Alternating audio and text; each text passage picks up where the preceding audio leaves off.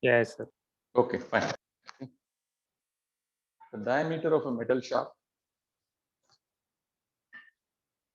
used in a disk drive unit, DISK DRIVE unit. The diameter of a metal shaft used in a disk drive unit is normally distributed.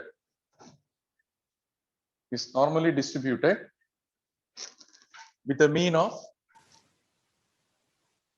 6.37 millimeter, the standard deviation of 12.7 into 10 to the minus 3 millimeter, that is 12.7 micrometer. The mean is 6.37 millimeter. The standard deviation is 12.7 micrometer. So they talk about micro. They also talk about tau. Okay. They also talk about tau. THOU. Tau means 1,000th of an inch. So they'll talk about the tolerance in tau. If you go to a shop, okay, not this shop in village area. I'm talking about a machine shop or a shop floor in a manufacturing company. They'll talk about tau. 2 tau, 3 tau, 7 tau means 1 tau is 1,000th of an inch. All right. So the problem goes like this. 9 o'clock, only 60 people are there. Yesterday we had 84. Okay. All right. The diameter of a metal shaft used in a disk drive unit is normally distributed with a mean of 6.37 millimeter and a standard deviation of 12.7 micrometer. The specifications on the shaft have been established. The specifications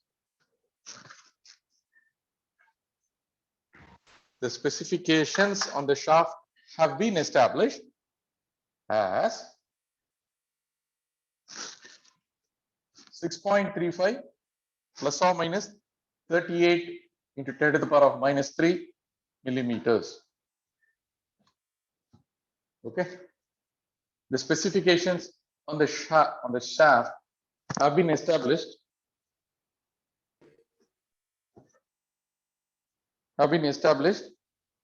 as 6.35 plus 38 into 10 to the power of minus 3 millimeter. Okay.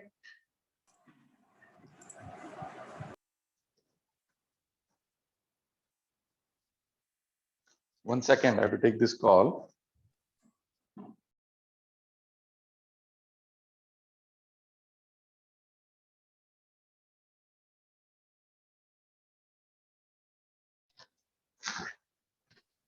So what should be the question?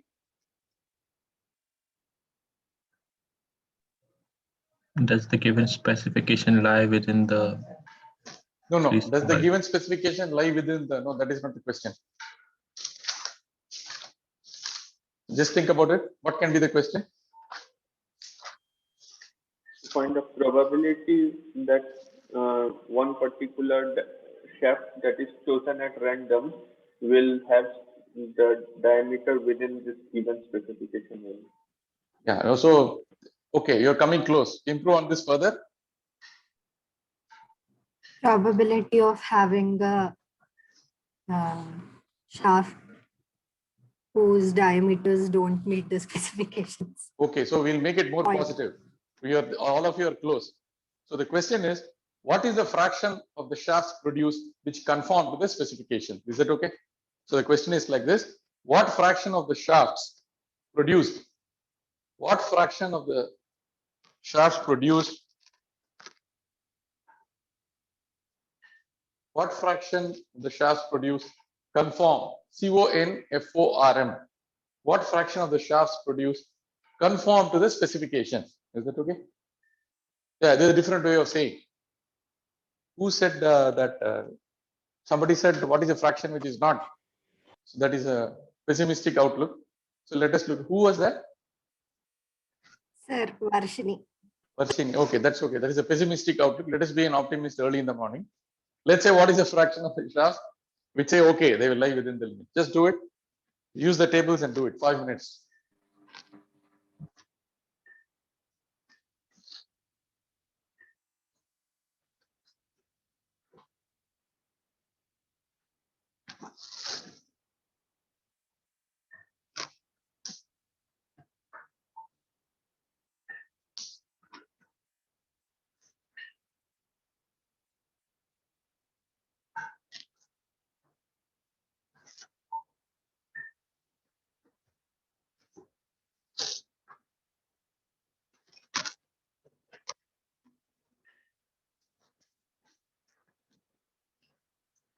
So we are looking at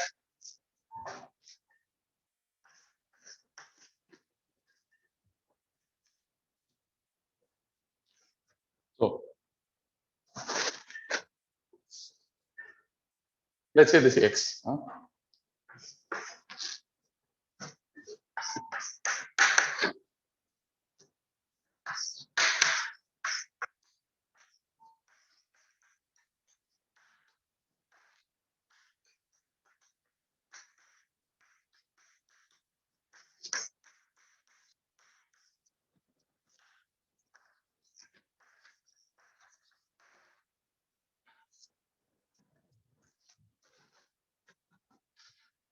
What is X1?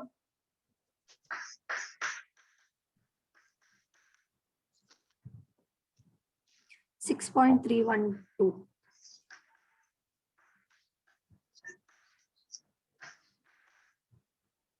88.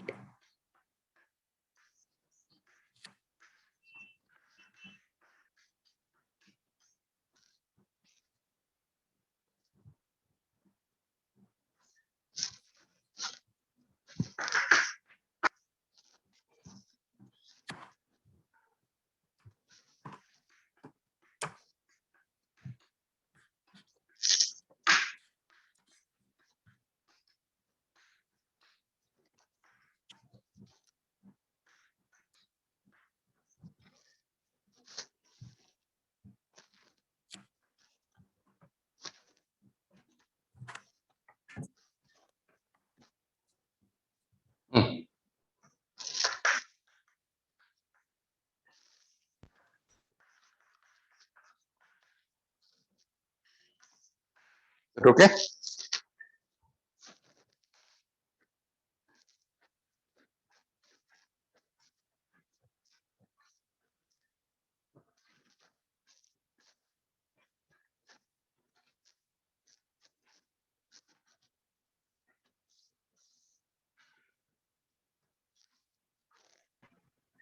Sir, 6.312 minus 6.37 by 12.7 into 10 power 6.37. minus.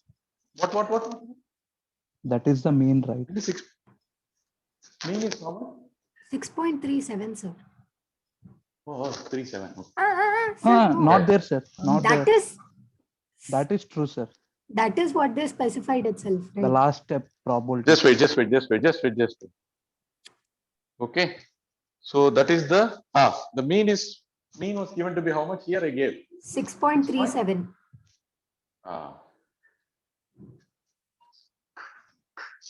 Here also it's 6.3. Okay.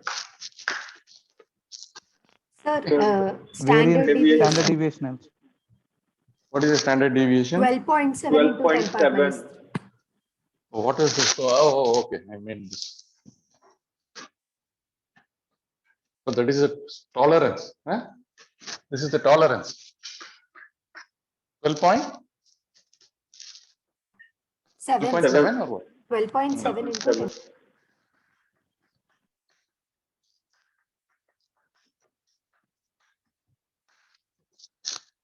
Okay. So since we made a lot of corrections, let us make it very clear.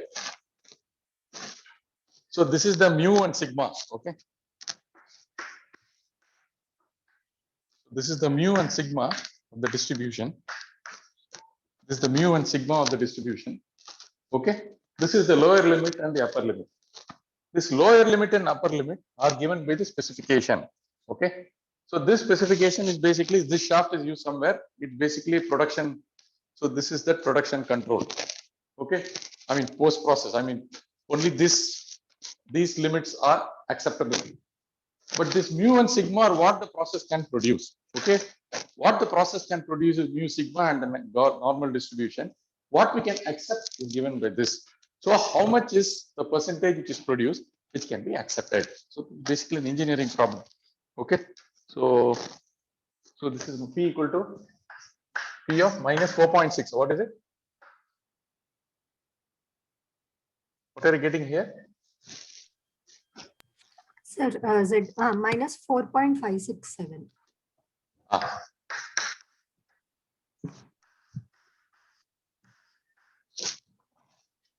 1.42.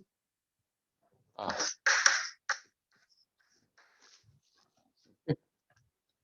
So, how much is that? 0.9222. So, yes, 0.4192.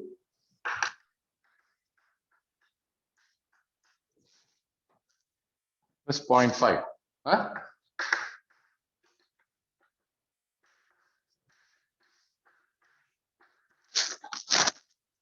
So,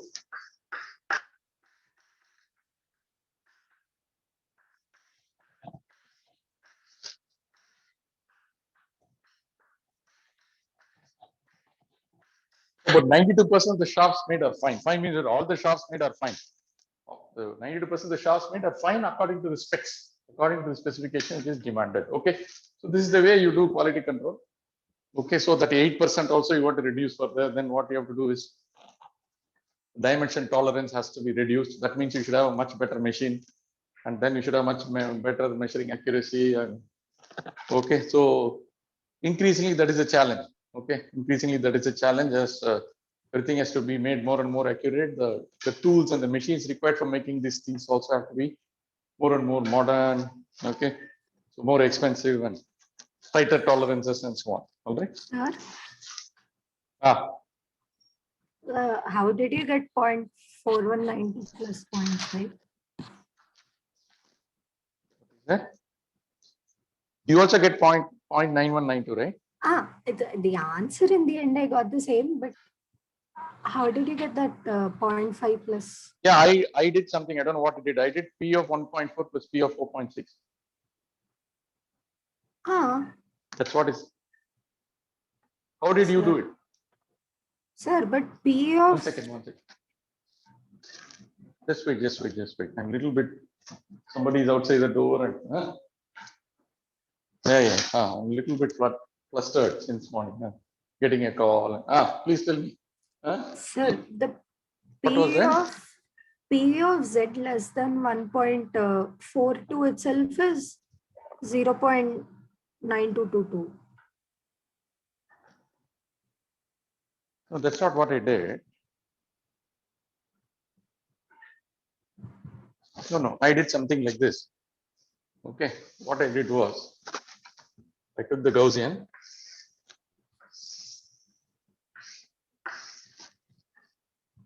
Okay, this is what we want. Okay, this plus 1.4.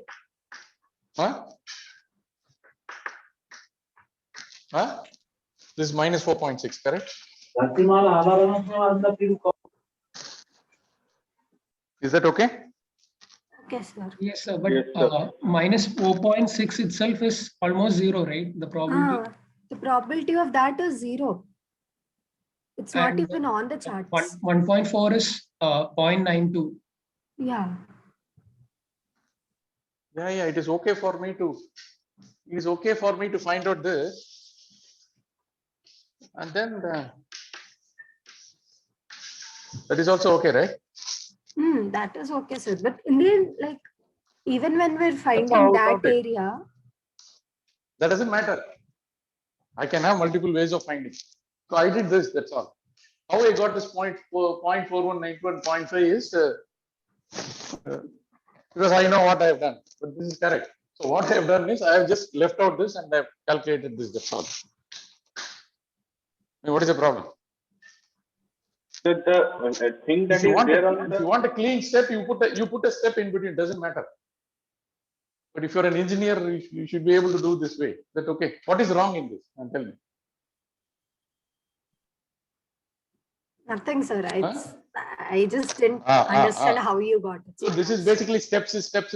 JE, get out of that. Okay, some it's a quick and smart way of doing things.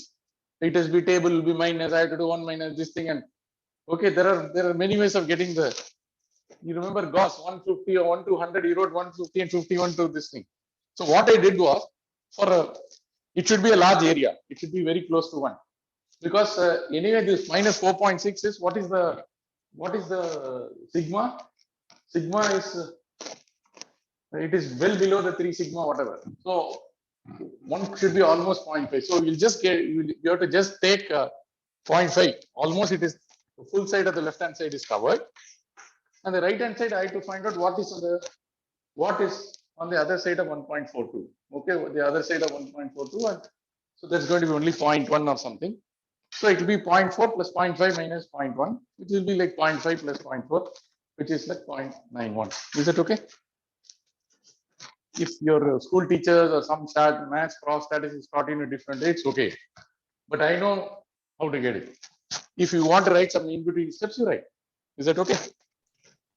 The answer is fine. Sir. Yes. Shall we proceed? Sir, Okay. sir, Why are you hung up on this? Please tell me.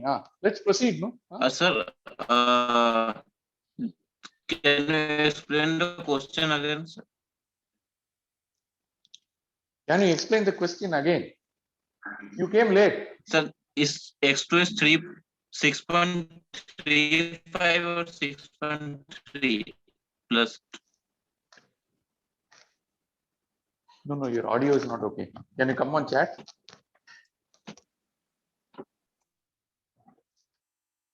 Can you come on the chat?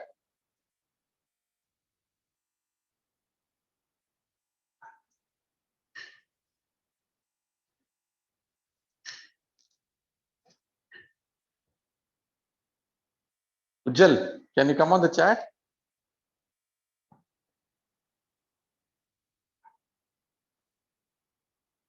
X2 is 6.35. So x2 is 3. You have written in the order 6.3 plus 0.038 millimeter, or is 6.35 or 6.3 plus? No. Wait. 6.37 is the mean of the distribution. Okay. And 12.7 micrometer is the sigma of the distribution. Whenever you are calculating small z1 and small z2, this should be small z. Whenever you are calculating small z1 and small z2, you have to use only the mu and sigma. Okay. But to get the limits of x1 and x2, I have to work out from this, because that I have given it as 6.35. There are two sets of values. Are you getting the point? This 6.35 minus and 6.3, this is 6.35, right? 6.35 is it? Yes, sir. This 6.35 and minus and 6.35 plus have got nothing to do with the distribution. They are engineering. Only shafts between these two diameters will be accepted by the process. Is that okay? Now I have to convert these quantities and find out the probabilities. Now Ujjal asked me what is the doubt? Yes, sir. Don't get confused. Sir, This also looks like this. This has got nothing. This has got nothing to do with mu and sigma. Where do you get 38 millimeter, 38 micrometer? What is that? 38 micrometer is 38 micrometer is what? 38 micrometer 38 is given in micrometer the is what is specified. It is given in the question. Yes, sir. 38 micrometer is the tolerance which is specified by the manufacturer. Sorry, is that sir. okay? I came late. Test. 38 is what is specified by the dealer or whoever is buying this shaft. Sir, He will not accept. doubt, sir. How do they measure Yeah, the? such a small question. Why so many doubts? Yeah, I thought it's a very simple statistical question. Yeah, tell me, who is that? Why are you stuck in this question? Who is that? Hello? Sir, how do they measure mean, sir? Experimentally, any techniques for measuring mean? Who is 5,000 speaking Kumar. first? Okay. What is your? So now it has got your mathematics is fine. You got the Sir. answer. It is fine. You're asking me a question outside the problem. Yes, Correct? sir. How? Fine. First, no. Lot of people are asking question on 6.35 and all that. First, let's get it straight. You understood the problem. You worked out. You got the same numbers. Agree? Yes, sir. I understood everything. Wait. Now tell me what the question is, because the mic is also not okay. Now tell me slowly. How did they get You're going close to the mic. Just go away from the mic. measure it, sir? Now How did tell they me. measure that mean is 6.37? Any techniques? Who has measured? You said mean is 6.37. How did they arrive at that? No, wait. The mean is 6.37 is basically that it can be arrived by what is the big deal? You 1,000 shafts are produced, you can find out the statistical analysis. What is the big deal in that? You take a micrometer, screw gauge, or you do some other thing and you do microscopy, whatever you want. What are the various ways of measuring a shaft diameter? You studied this is the first thing in measurement science, correct? Yes, sir. Screw gauge. Vernier caliper, micrometer gauge, millimeter gauge, whatever you want to use those gauges.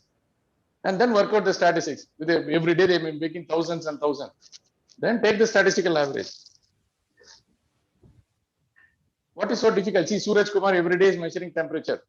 If he measures the temperature, ambient temperature, within 11 o'clock, 11:30, 100 times, the data logger will, every 5 seconds, it will measure. I can take an average. What is the problem in taking the average? Even the computer will directly give the average.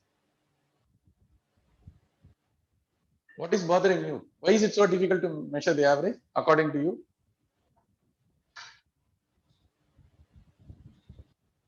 Measuring the true value is is difficult because we don't know what the true value is. But measuring the average is not a big deal. True value is truth is something which we don't know. That's what Gauss also was worried 200 years back. Now Pawan, is it okay? Hello. Okay, sir. Okay, all right. Measuring the mean and standard deviation is not a big deal. We are doing it for 200 years. Okay.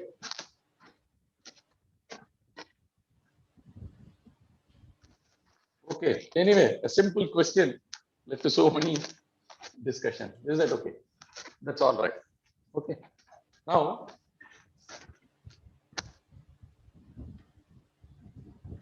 we have to understand an important concept called the maximum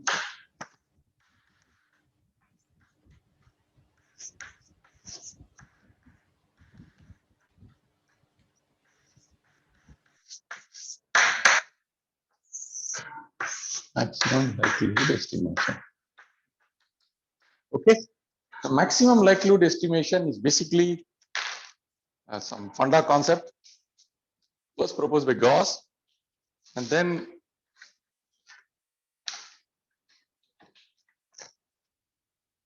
it's a very good thing. So it's very that Gauss is able to think about these things 200 years back. It's such a revelation. Okay, it's a breath of fresh air. Okay, now let us go to the straight line fit.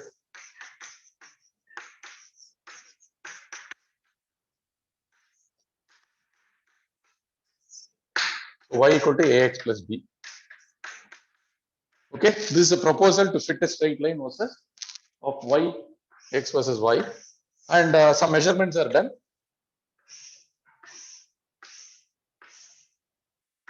So x1, xn, y1, yn. So y equal to ax plus b is a proposal. This proposal can come from the forward model. This proposal can come from common sense. This proposal can come from theory. This proposal can come from prior knowledge. Look at the first problem in this course, where the proposal of temperature varying linearly with x came because of a solution to the forward model of one-dimensional steady-state conduction with constant properties, with no heat generation in a slab, which reduces to d square t by dx square equal to 0. Upon integration, dt by dx equal to a. Further integration, t equal to ax plus b. Now, if it is a regular heat transfer class, we will go tell you at x equal to 0, x equal to what the temperatures are. You will get A and B, then you will use Fourier's law, you will get the heat flux, get 8 marks, whatever, get your grade and proceed. Now, the problem is I have a lot of measurements, which is the way it is done. So, if you are a PhD student or you are in a company, you got a lot of measurements and you want to find out what the heat transfer rate is across the medium. So, the problem is more difficult than you imagine because the straight line passes through only 2 points. I've got more points. Therefore, the concept of a best comes. The best could be several things. One best could be like this. So there is a, so let us say that this is X and this is Y, and your proposal is to fit a straight line. One thing is, I can take a scale.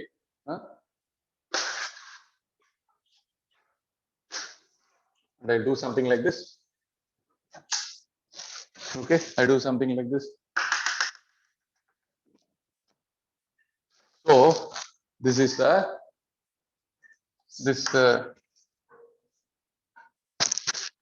This is possible, right? So you don't know the statistics. But you know that you're trying to get one line because you know that the solution is a line. It's not a curve or polynomial. So if you do like this, it is absolutely wrong. You don't know any heat transfer. Temperature will never vary like this in nature because the thermal conductivity has to go to a tortuous variation of K equal to AX plus BX equal to CX plus D. There is no material because against common sense. Mathematics can say so many things. It is mathematically possible. Mathematics is not life. Reality is different. So we should not do that. Okay. Now, compared to a mathematician, you have common sense, so you do a little better. So without doing least squares, you do like this. So this can be called as the Desi line. Let's say, just to make it more, okay. This is called a Desi line. I mean, this is Desi approach. So I will give it a more scientific name. This is called the visual best.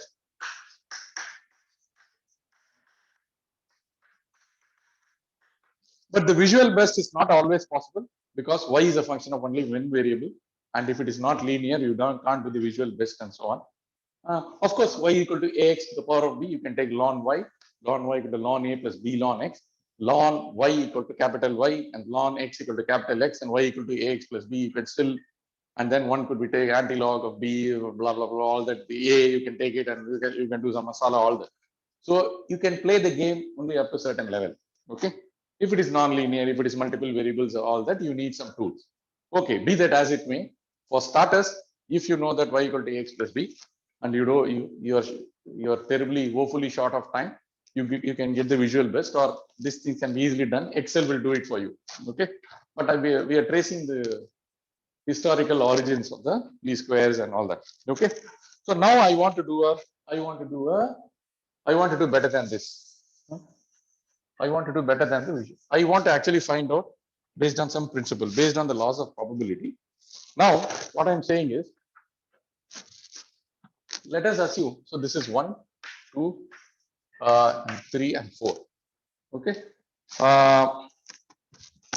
Let us assume that the measurement error, so X is the location and Y is the temperature. Let us assume that the measurement errors are normally distributed, which is fine. You remember Gauss when he measured the distance from the gymnasium to his house. Always he was getting a different number. So they are normally distributed. The measurement errors are normally distributed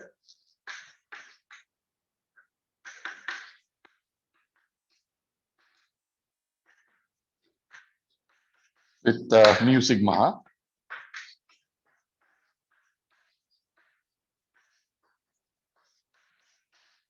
Okay, with mu and sigma.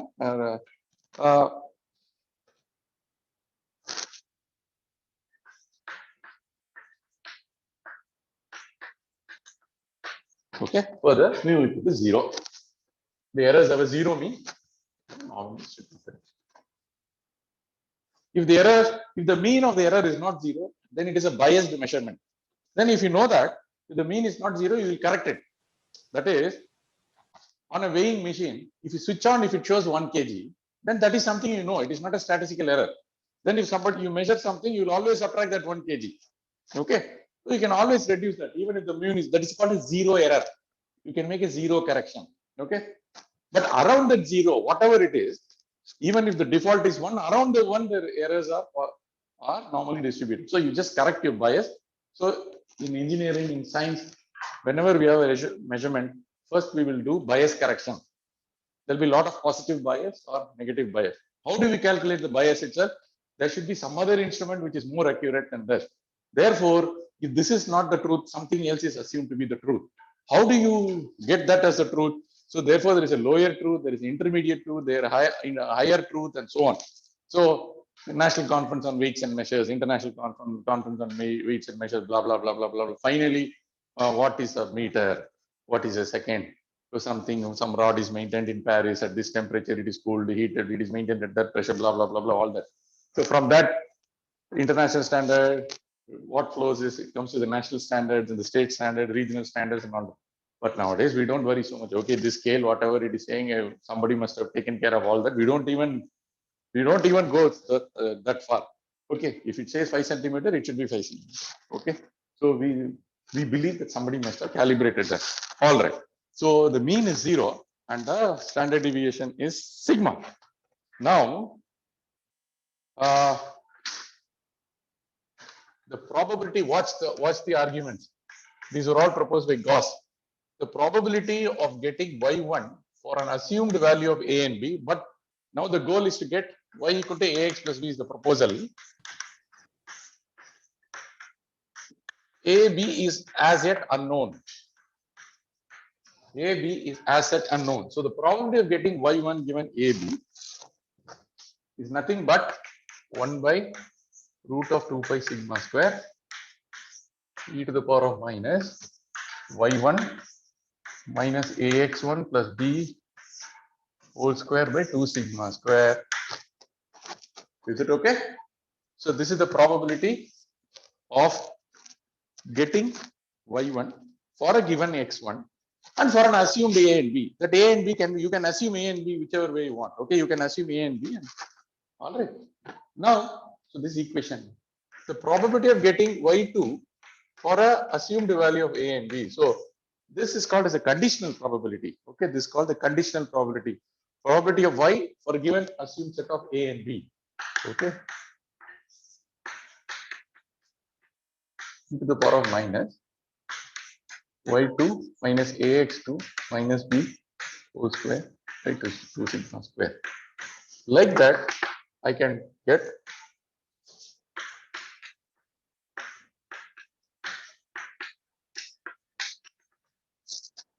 individual probability. I can get the individual probabilities of getting 0.1, 0.2, 0.3, 0.4. Now, the probability of simultaneously getting, some mistake is there.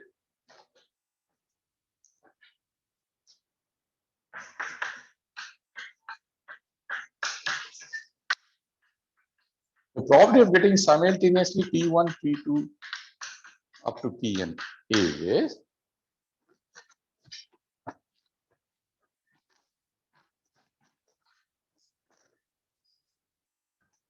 is simply P equal to P1 into P2 up to Pn. Okay. Why is it so? Okay. So this is the I call this as the total probability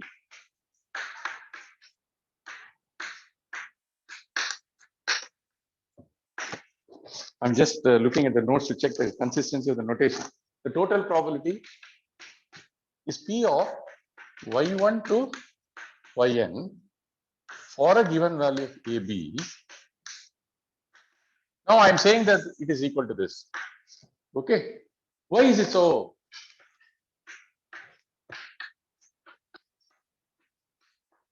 One, two. Why is it so? Because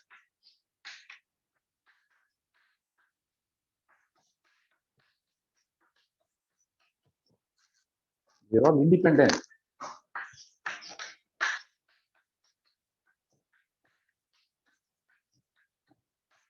Therefore, this L is called the joint probability. the joint probability density function. The joint probability density function.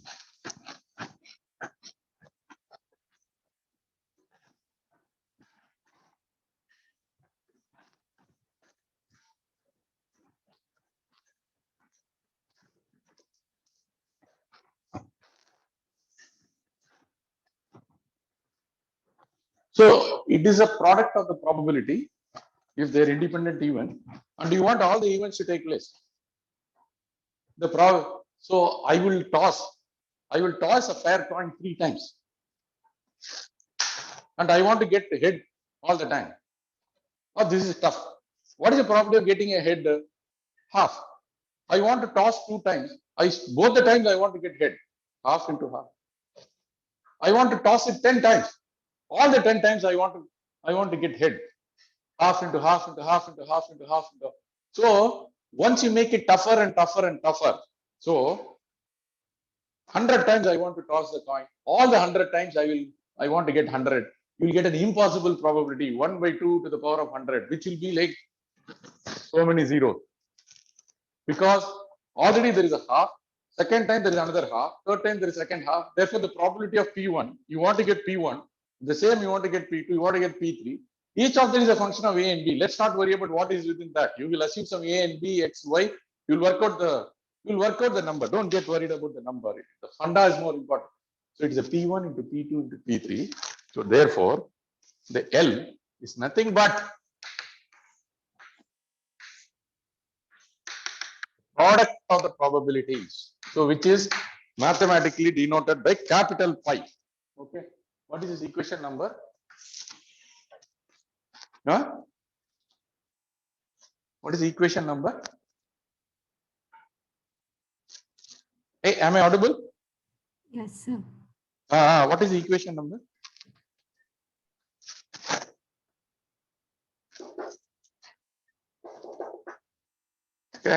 Can somebody tell me the equation number? 21. 21. Oh, no. Today I started with 1, 2, 3, 4, 5. No? Are you writing or not? Somebody should be writing. Varshini, what is it? Sir, I'm not marking it. You are not writing. Okay. I'll put some 5. Doesn't matter. Tomorrow in your class notes, if you don't get 4, don't blame me. Where did sir write 4? Huh? All right. Therefore, L is nothing but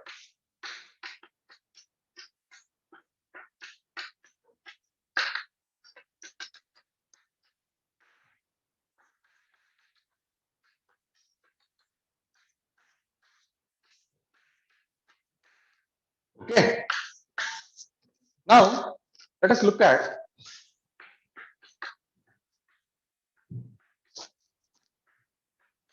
Sir, what is L?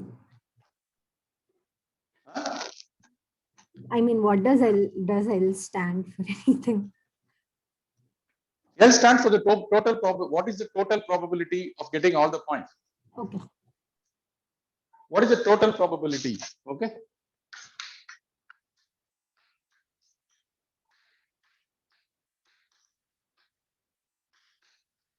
Okay. So let us, Z is not a good thing. Let us look at, let us define some other Z already we used. Y, X already used. Okay, I'll put some 5. Huh? Okay. 5 minus 2 ln L. Just do minus 2 ln L. So therefore 5 will be equal to 5 will be equal to N ln 2 pi sigma square plus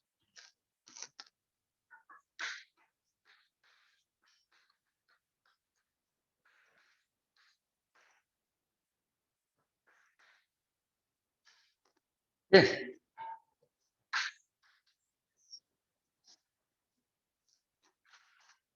Now what's the arguments? Now what's the arguments? Gauss asked, the question Carl Gauss asked, posed to himself was, what should be the value of A and B, which will maximize the total probability L? I come again. What should be the value of A and B, which will maximize the total probability L? If you answer that question, and get the estimate of A and B, it is the most likely answer because that will maximize most likely from the viewpoint of probability. So, if you what A, B will max L, this is the question. The answer to that question is you find out. Okay, that will be the maximum likelihood estimate.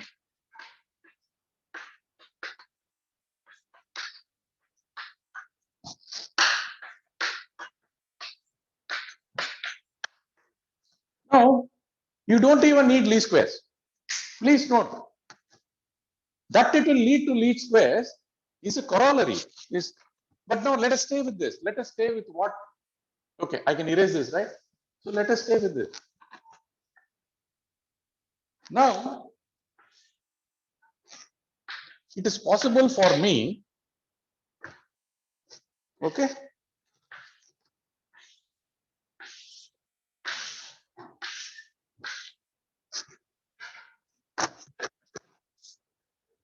so it should be the same A, for example. I'm just giving you for depiction. Don't think that this. I'm just saying you can draw various curves of B1, B2. Find out at what value of A this L will be a maximum. Like that, you can have a plot of this with A1, A2, A3. This is just a two-dimensional depiction. If there is a single parameter, straight away you can. Therefore, if you do this, you can find out for which value of A and B, the L will be a maximum. Okay. So,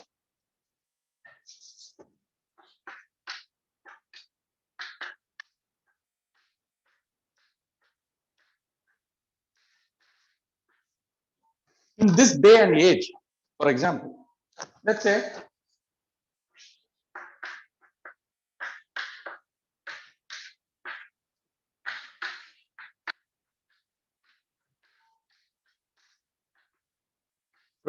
values. 20 values. You take 400 pairs of A and B and work out the L, put it in descending order in Excel and get the value. Get the value which will get the value of the pair or get the values of A and B, which will maximize L. This does away with least square, this thing, calculus, all that. So this is a brute computational approach. This, if you do it this way, what you're doing is computational statistics. If you do it this way, it is simply statistics. It came from probability. But if you're working out the probabilities, you are a statistician for various values of the data.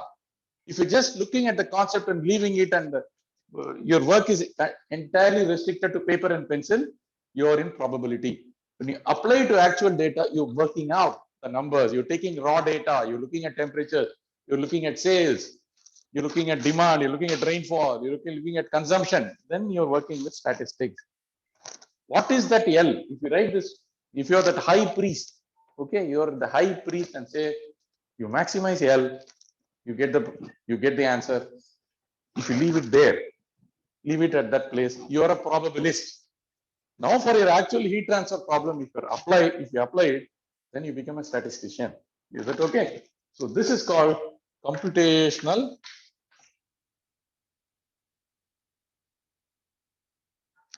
statistics. So this computational statistics has really taken on in the last 30-40 years because a lot of algorithms for sampling. Obviously, there can be scientific ways of sampling A and B. That's what I'm going to teach you in next month. Okay, I'll probably teach you March or April. So there are scientific ways of generating samples. It is not like a helter-skelter. I will not choose A and B from 0 to infinity as a mathematician will do. I am an engineer. I know what are the values of A and B because A is likely to be, what is A? T equal to AX plus B, dt by dx equal to A. The Q is equal to minus K dt by dx. Q equal to minus Ka. Therefore, A equal to Q by A. For that slab, it won't be in megawatts. It will not be in microwatts or milliwatts. I know that in that slab, it will be a few hundreds of watts. If it is only a few hundreds of watts per meter square, the thermal conductivity is K. I know what is an approximate ballpark, approximate value of A. I will not stupidly vary A from 0 to infinity. That may be a purist approach, mathematician's approach. Why do I care? Why should I be a purist? I'm an engineer. I want the answer. I will try to use the smartest way possible to get to the solution. So there can be bounds on the values of A and B, which cannot be guided by mathematics. The bounds on A and B, what are the samples you have to take? That has to be guided by your knowledge of heat transfer, by knowledge of your domain. Pure data science would not work. Even if you are a computational statistician, if you want to do really smart work, you should have the knowledge in that particular domain. Therefore, a pure computer statistician will not be able to solve problems in all the fields. He may do it in one or two fields, but there will be a smart guy in electrical engineering or ocean engineering who can do it much better than him. What he or she has to do is only understand the basics of this. If he's very strong in the subject, he can narrow down A and B. He can get it at a fraction of time, which a big data scientist will get. You understand? However, having said that, if a person who is very strong in his domain also learns data science, he'll be a leader in his field or her field. Is the funda clear? And see, if you're good in heat transfer, if you're good in mechanical engineering, what is a big deal? We will learn data science, we will learn statistics, we will help everybody. Is that okay? So don't be afraid of all this. You can, if you can learn X or Y, if you're smart, we can learn Z. We can also learn beta, gamma, whatever. Okay. There should be a will to learn. That's all. All right. Now, so this is computational statistics. But what we are doing is, we are not doing this now here. We are not doing this now here. This can be reserved for problems in which it becomes very difficult to proceed further mathematically. Okay. Now, what I can do is, what A and B will maximize L will be what AB will minimize phi. Therefore, the phi is a function only of A and B. Okay. Therefore, if I put dou phi by dou A equal to 0, dou phi by dou B equal to 0, then anyway, the first term, n is a constant, sigma square is a constant, this one will not have any effect. So sigma square is also constant. Dou phi by dou A, please note that here it is there. Okay.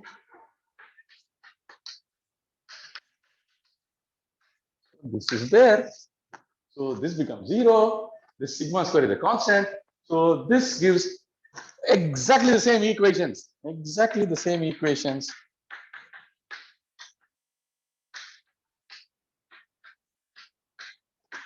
As the least square regression. This was something which Legendary did not find out. Okay. Minimize R. Minimize sigma R squared. Okay. 1805.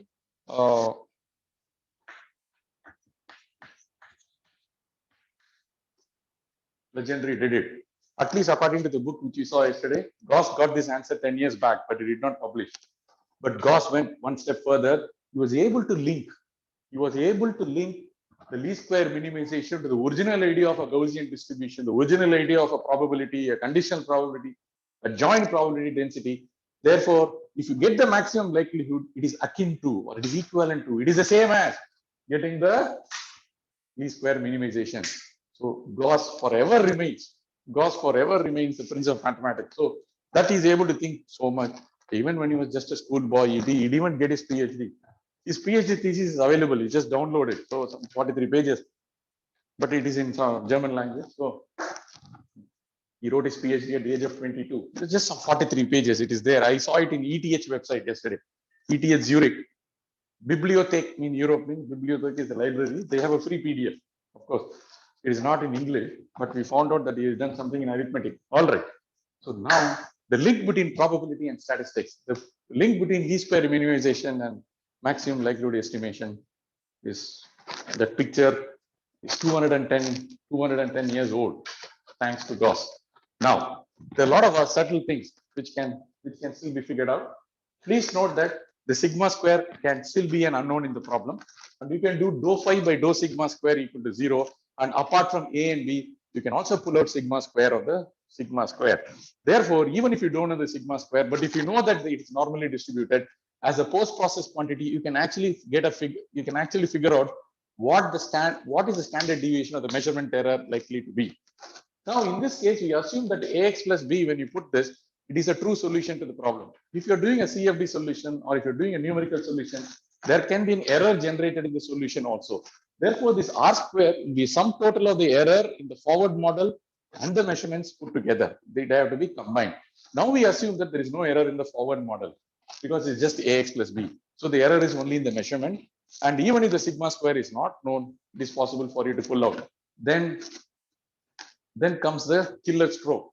The killer stroke is the sigma can be taken inside, and as some Anand Kishore asked me someday, you can actually take one sigma, or 2 sigma 3, and you can actually work it out for various values of sigma. If you know for a fact that the first thermocouple, the second thermocouple, third thermocouple, they all have different errors, they can still be accommodated. So many things are possible.